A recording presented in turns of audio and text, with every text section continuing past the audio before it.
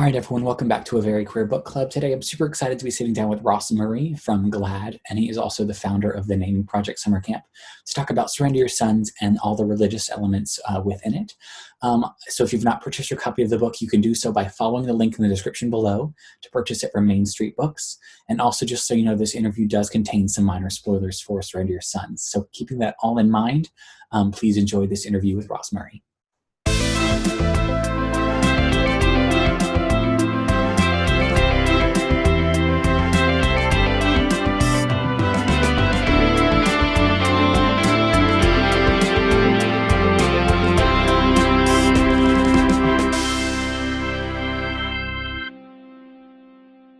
Well, hi, Ross. Thank you so much for joining me. I'm super excited.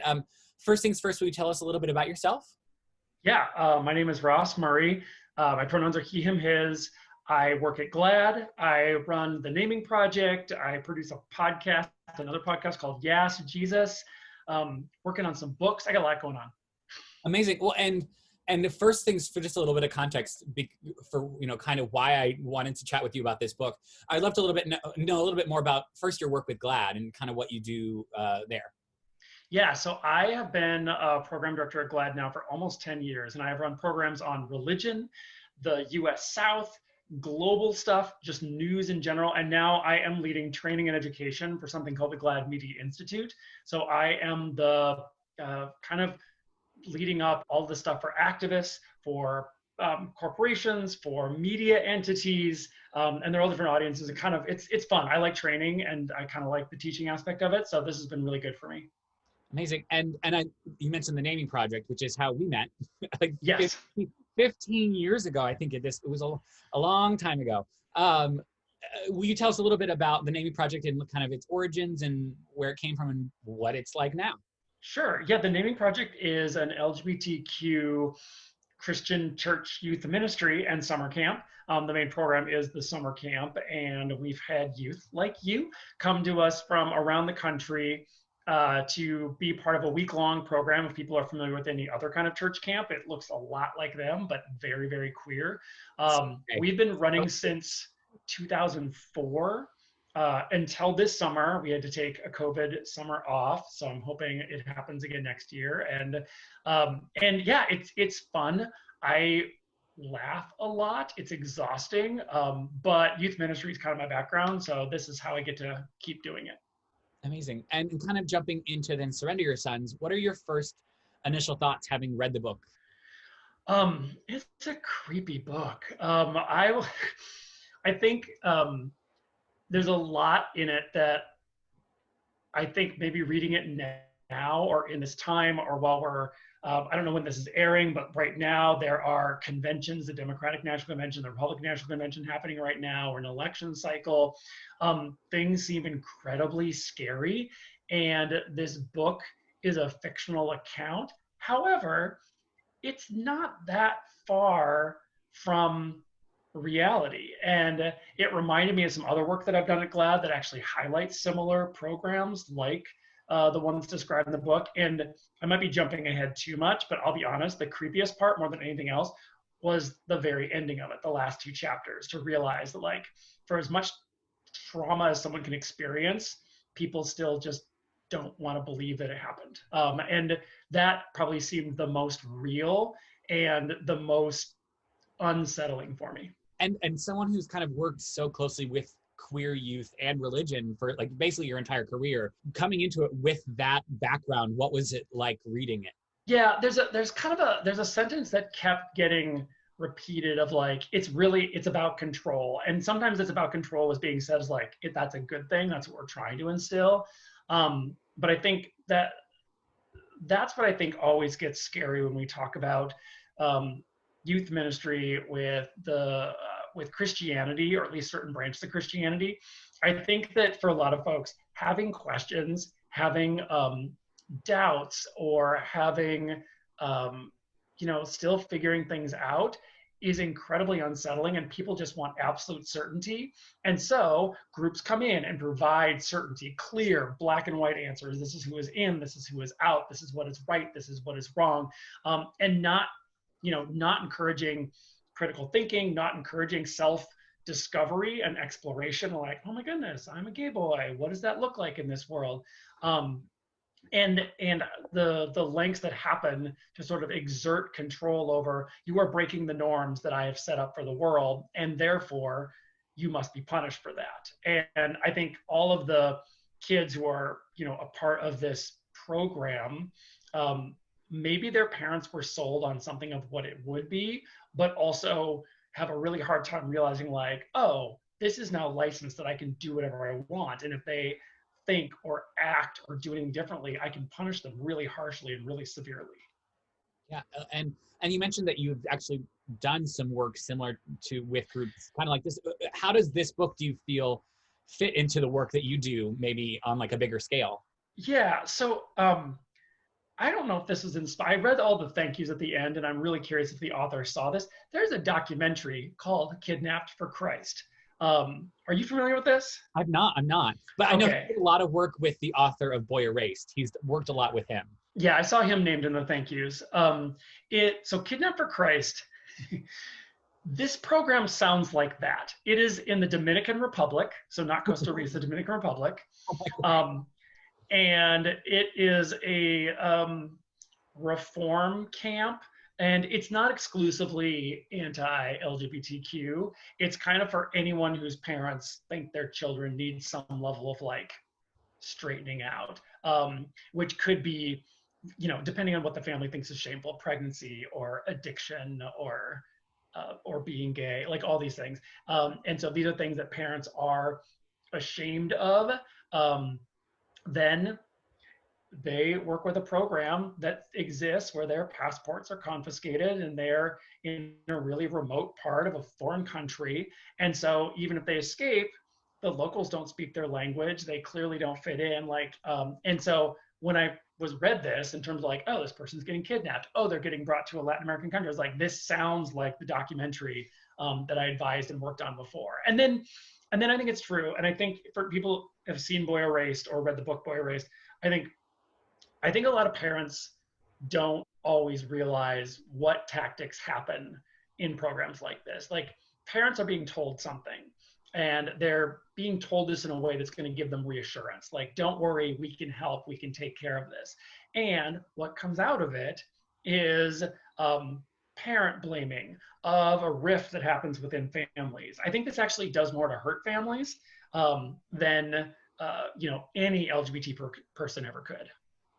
Yeah, and you mentioned it's on the remote island, and it was just so funny. I read it and immediately I thought about the naming project because it's obviously a very different camp, but it is also on an island. Yes, but not that remote. No, exactly. It's not remote. I mean, I remember, I think there was we had cell phones and it was it wasn't remote, but it still was like on an island and we had to take a boat I remember because I was living in Georgia and had to get on a plane and go to there and then get on the boat and we drove. It was like a 3-hour drive from Minneapolis. So it's obviously not the same, but to me, it was like, oh, that's what I was drawing back on. Yep. And yeah. Hopefully that's where the similarities end, because if we run a program like that, it's going to be, I'd be ashamed. I'm curious because you obviously co-founded the naming project. So you've done a lot of work in running a summer camp. So I'm just curious, nightlife versus the naming project, in terms of just running something like that. What are your thoughts? What was going on in your brain with just the structure and what was going? Obviously, it's very different. Mm-hmm. That's just something I couldn't stop thinking about. Well, okay, I think the biggest difference, and one is the intention, and I think what goes into it is that we're there at the naming project to help young LGBTQ youth take some space away from the rest of their life so they can figure out who they are, what they believe, how they relate to God, how they relate to the rest of the world, and almost take a breath and take a break, because the world is very demanding. There are a lot of roles that get pushed onto us, and maybe we don't have our time to think through that. And so that's what our camp is.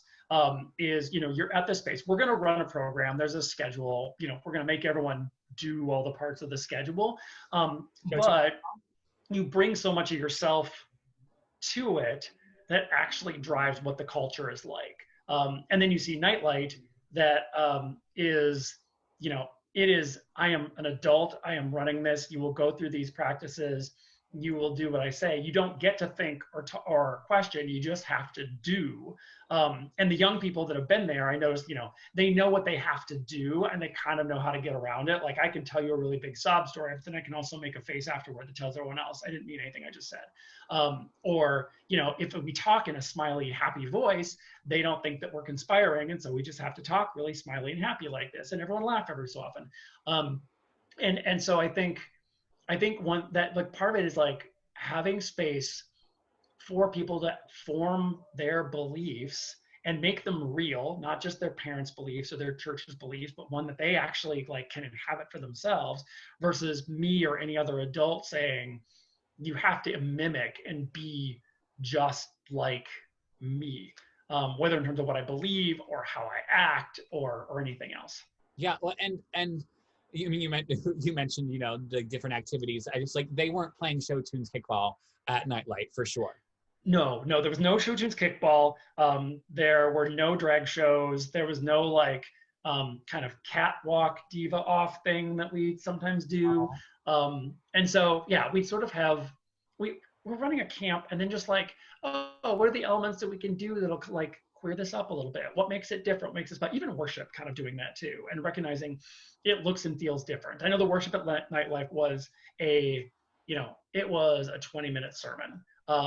And I feel like we as adults spend a lot of time trying to plan worships that are actually participatory and freer and will, let's take you through a ritual so that you can feel or experience something, whether that's, using a piece of cloth as a prayer square and then that's a devotional practice that you can do off the island when you're away from our camp, or walking a labyrinth. That's a really intentional prayer walk, realizing that is worship. And worship is not having to listen to someone tell you how horrible you are. Because quite honestly, and I've said this before at their camp, I feel like the young people coming to our camp, especially being battered down for the world, it's very easy for people to like think you're horrible. It's harder to like realize that you are loved and that you are beautiful and you're created for love. Telling someone they're terrible is actually way more believable than like you're beautiful and you're lovely and God loves you and I do too. And I feel like that's probably also the biggest difference between the naming project, our camp, and what gets described in Nightlight. Well, and you this is jumping a little bit ahead, but you mentioned it, so I want to go ahead and ask. What would you, specifically say to a teen that maybe is either reading this book or maybe is in a very toxic environment with this side of religion? What would you say to someone like that, whether it be to help them get out or help them just cope? Mm-hmm. So this is what's hard, and I think it always has to be really personal. And I know this is also a struggle that showed up in the book too. I want everyone to be able to be out, both for themselves and for the good of the larger community. But I also know that like people are just not always in a place where that is good or healthy or safe. And so, I think before doing any coming out is to do a real honest assessment of what are things going to be? What is the worst case scenario that could possibly happen? And what are the things that I can do to help keep myself safe in that worst case scenario? And if that means like, maybe I don't come out, maybe I wait until I'm 18 or 22 and graduate from college, or like good and separated from the family before I can like feel like I'm in control of my own life. And I have advised young people before of like, I've said to someone who was in college, they were past the age of 18, but I said, I don't want your parents to cut you off from your college tuition and you've only got a year left. I honestly wouldn't tell them until after you've gotten your degree, you've gotten a job, and if you need to move out, you have the ability to move out. Because otherwise, then you're just destitute, not able to be hired, right? And I hate saying that, but I also know it's true. And so I think that assessment is really good, and preparing for the worst is good. And if you get moderately welcoming or affirming parents who maybe just don't know, but like they've thought about it the first time, that's better than an instantaneous assault or getting kicked out. And so you might be pleasantly surprised, but at least you have thought through, if it goes really, really, really bad, I can go here. I have this friend. I have this, something can happen. And I think that's really important. Yeah. And if you are Connor from the book, maybe you should just wait. Yeah, yeah. And I think it's interesting because he thought through in terms of like, did I come out for me or did I come out because my boyfriend pressured me? And I do think that when people come out, it has to be, first, it has to be for them.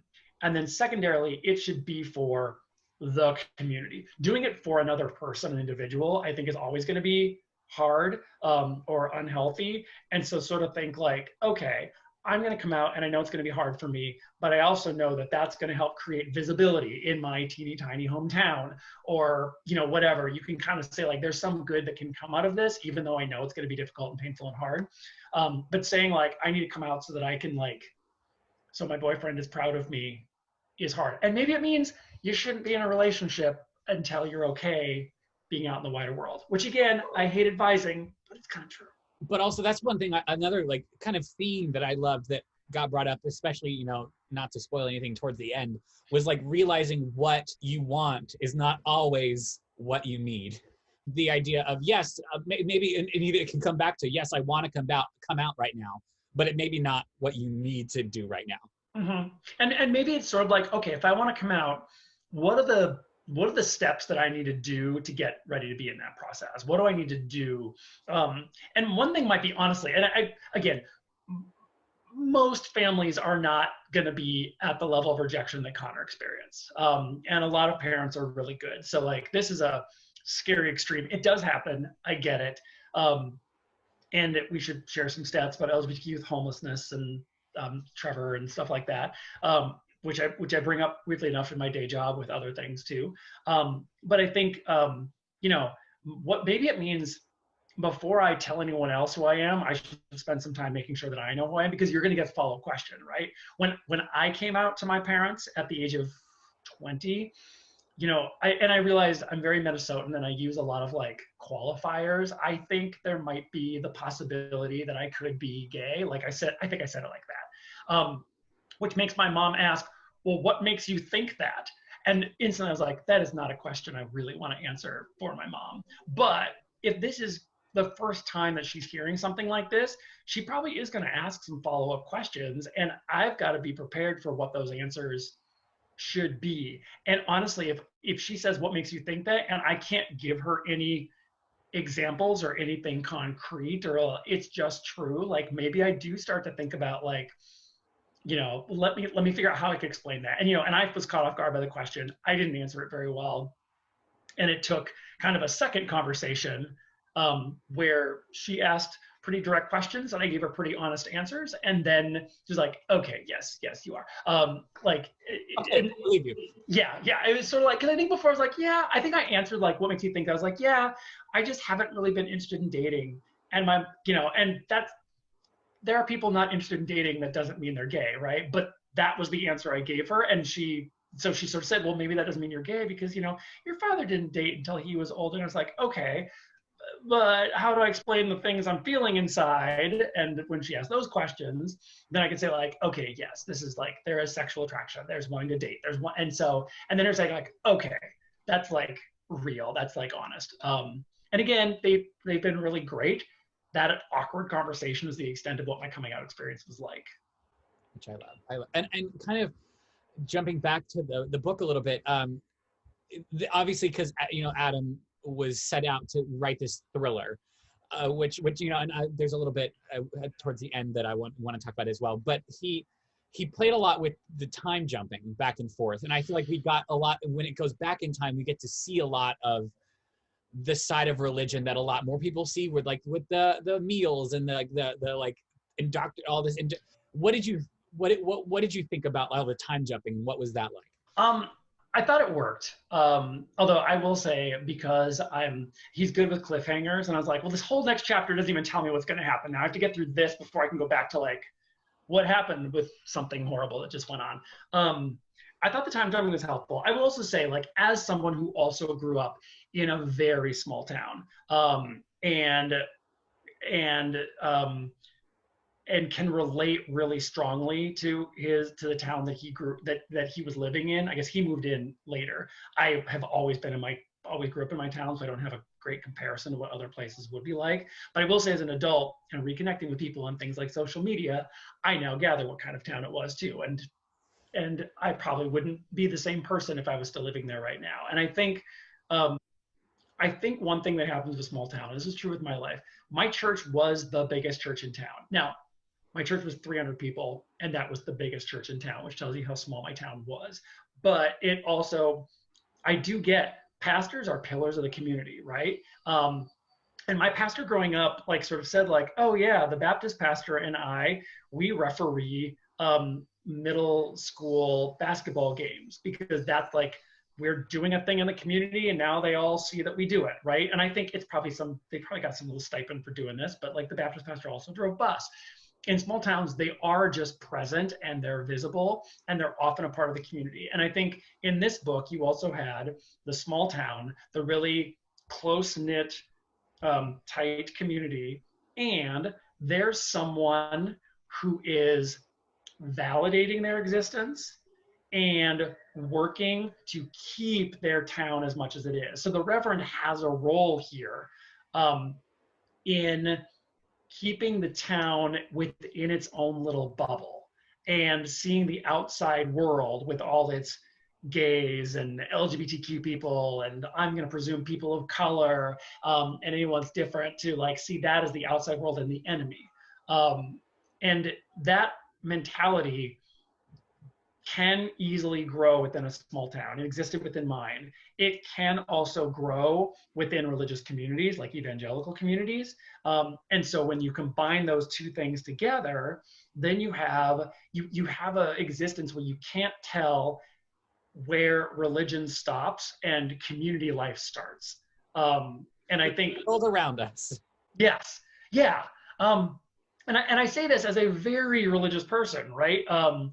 And represent it a lot, but I'm also very gay, and I have to, in my hometown, figure out how to kind of be both those things at once. And the religious piece is also like kind of the reassuring, like, yes, I can be a moral authority, but also I'm what you've traditionally called an outsider, and I'm not.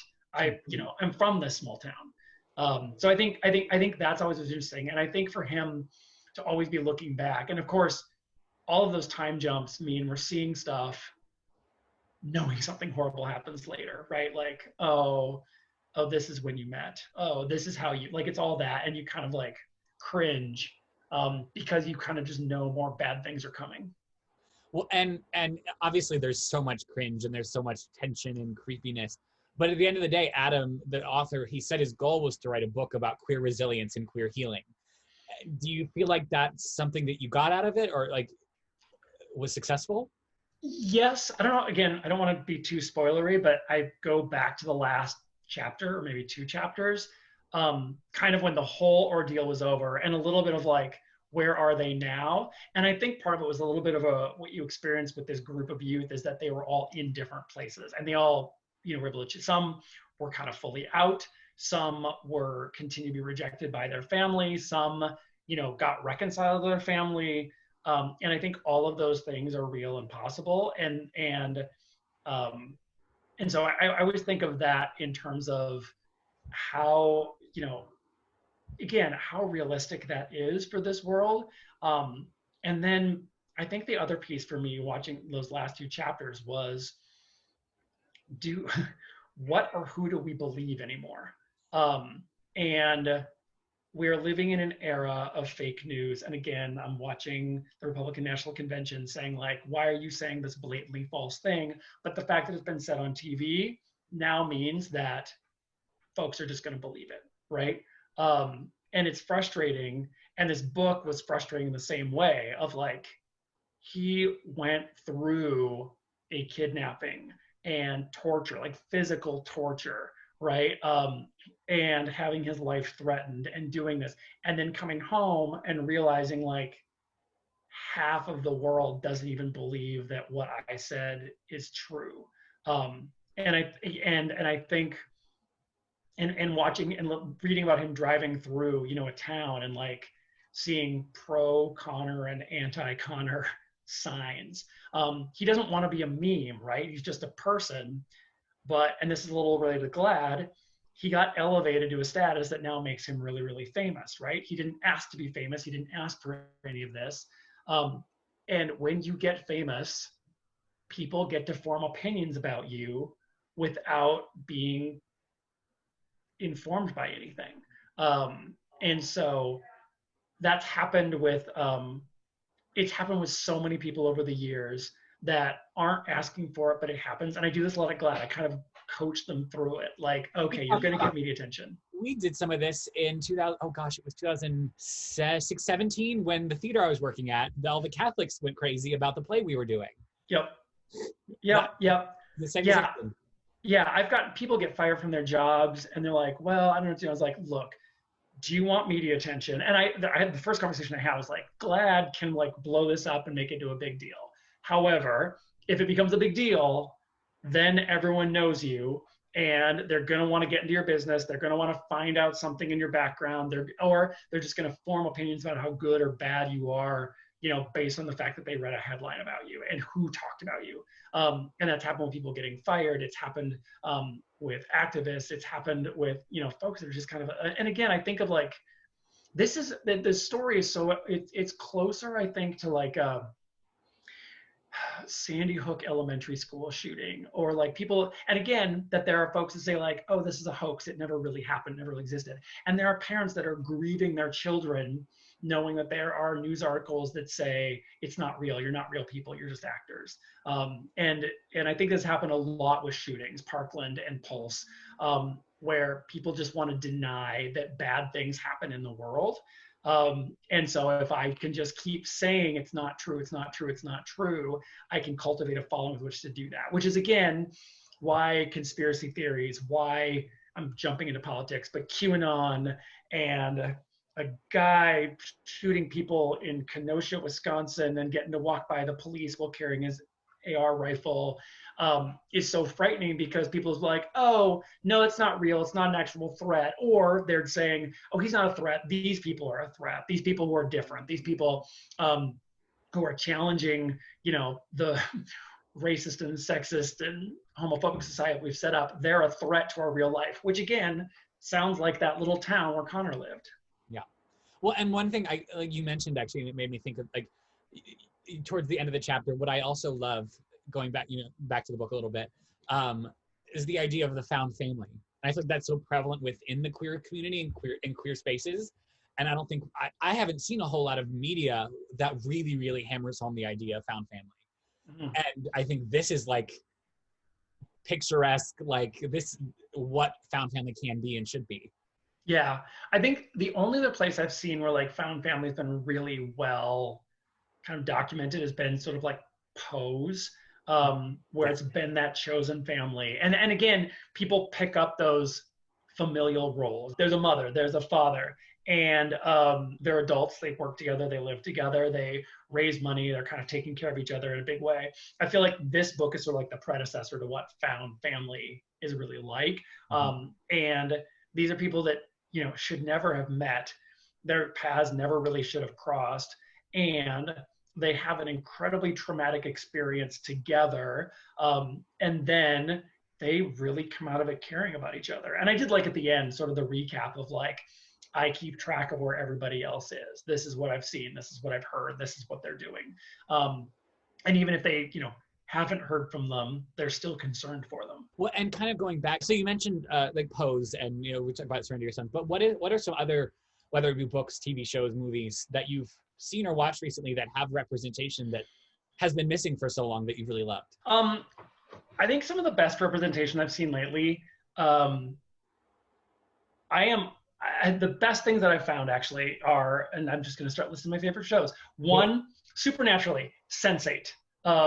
That is also found family. It is kind of sci-fi, but again, it is 8 people that should never have been connected to each other and are through some magical experience, and they are now intertwined into each other's lives in an incredibly intimate way. And I find that series so beautiful, and I was so sad when it got canceled. That's one. Also LGBTQ inclusive, has a trans woman, has a gay guy, has and layers. So I could go on and on about Sense8. I love that show.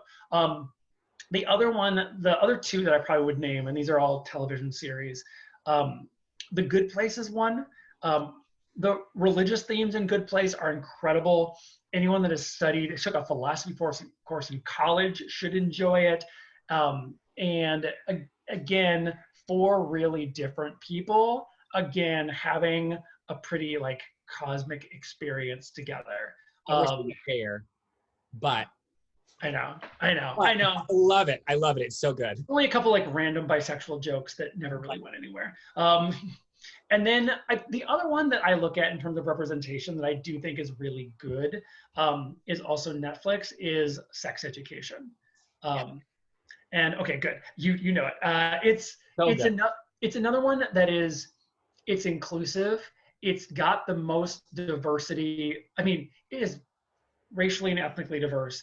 It is sexual orientation diverse. I don't think they've gotten quite as much into gender identity as they could, but there's always room for another chapter. And they've had this variety of characters from so many different backgrounds. Again, kind of what's my public persona and what's my private persona, and how do those things line up with each other? And so those are things that I sort of have loved in terms of how they, Sex Education really is done, like it shows human sexuality in a really good and real way. The other ones I think are so much about that like common humanity, how much we're swept up in this stuff together, and either how, for the Good Place, how little and tiny and insignificant we are in the grand scheme of the universe, or in the case of Sense8, kind of the opposite of, this is how we are all woven together into one thing and we are inextricably part of the universe. I would love to know, what do you think High School Ross would have done if he'd had Surrender Your Sons? If you'd have read Surrender Your Sons, either in high school or late teens, early 20s? Mm-hmm. Oh, I was still closeted in high school. I'm that That's old. why I just rephrased late teens, early 20s. Yeah, I think, honestly, if I'd read this when I was younger, I probably would have been scared to death. Now that I've read this, again, I still found it creepy and unsettling. And that's as like an old jaded adult that has seen a lot of stuff.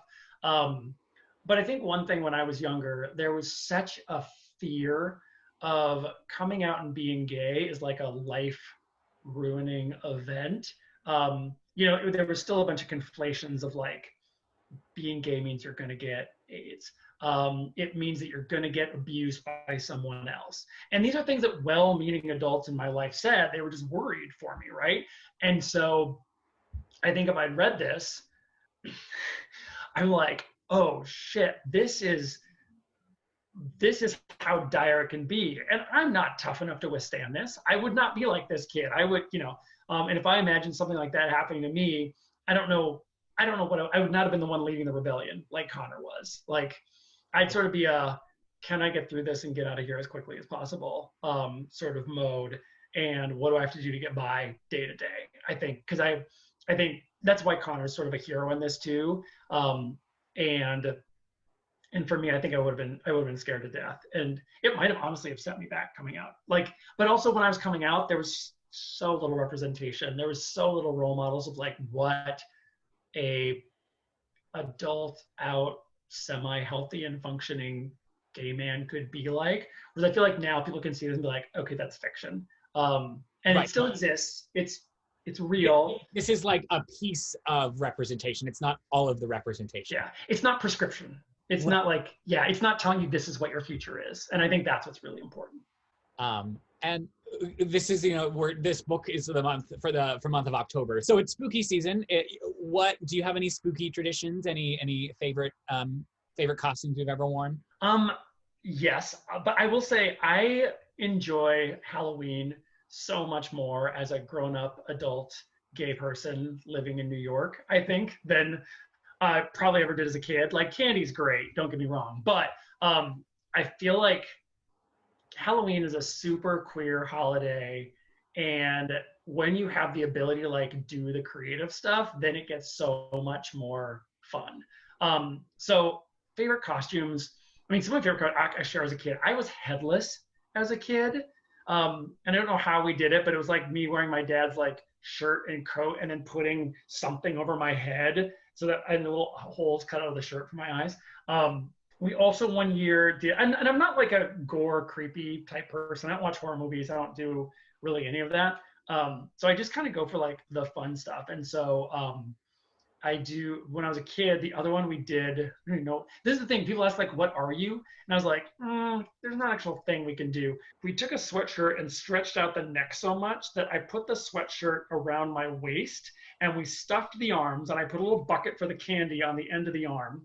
And then I had a pillowcase that went from the waist up over my head, where I had my arms over my head like this with a gigantic face on it. So I had like a gigantic head and a little tiny short body, and walked around like that. Incredible. And so I listen to, obviously this, we're now settled into quarantine for a few months, but I'd love to know what are you doing in quarantine to stay joyful and stay healthy, we're also in the middle of all this civil rights movement stuff. What are you doing? So we went into routine really heavy when we started being quarantined in March. And I'm still working and my husband's still working, which helps. It keeps us pretty sane. And but it's sort of like we're gonna wake up at the same time every day that we would when we commute. I'm doing a 7-minute exercise workout routine I've never worked out in my life. And sort of like this is now, I'm like, oh, and every day I'm like, I just want to get through this. It's only 7 minutes, I can get it done. And then we go for 3 walks a day. Like we have a morning walk before I start work. We have a lunch walk. We have one that comes at the end of the day. And that makes sure that we're like in March, so like we have to have sunlight. And so like we'll walk, and now like it's sort of like we have to have movement, and that's the thing we're gonna do. And it means our days are really, really full because there's been structure given to it. And when I come back from walk, it's usually eat lunch. And if I can, I'll take a 20-minute nap.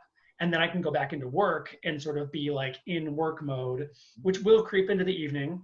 But then I have enough of these other projects happening that usually like evenings and weekends are so like, okay, now I'm going to turn to, I'm writing a book. Let me work on that, or with edits, or I'm working on my own podcast, or lately I'm leading GLAAD's work with the election. So everyone here needs to make sure you are registered to vote. If this is airing in October, you probably have early voting by this point in your state. And so telling people to like pledge to vote at GLAAD's website, glaad.org/action. And that is taking a ton of my time, which also means this week during DNC and RNC and upcoming debates, I'm also kind of around and on hand. Not that I have to do everything, but I'm sort of project managing a team with all these parts. Like, are you good? Are you good? Are you good? Okay, then we can run.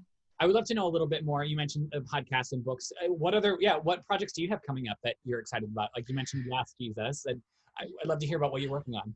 Yeah, so I'll tell you, Yes, Jesus is really fun. They asked me to be a producer on it. If you're familiar with Daniel Francesi, who is an actor, best known for his role in Mean Girls and other things, and Azariah Southworth, who is a former host of a TBN show. Both of them grew up really Pentecostal. They're both very gay. And so they want to do a look at queer Christianity. And they call me like the adult in the room. Like they get to make jokes and I give them outlines of like, let me tell you this Bible study. And it works. It's working. It's really fun. I've had so much fun doing these like Bible studies for them, or like just giving them questions for conversations. That's great. Just yesterday, a couple books came out that I contributed to last year that are published. One's called Queerfully and Wonderfully Made, and the other one's called Welcoming and Affirming. And Queerfully and Wonderfully Made is a handbook for LGBTQ Christian teens, meant to answer questions and how do I navigate life. And Queerfully and Welcoming and Affirming is for the adults that work with youth. And I'm writing my own book that is slated to come out in April.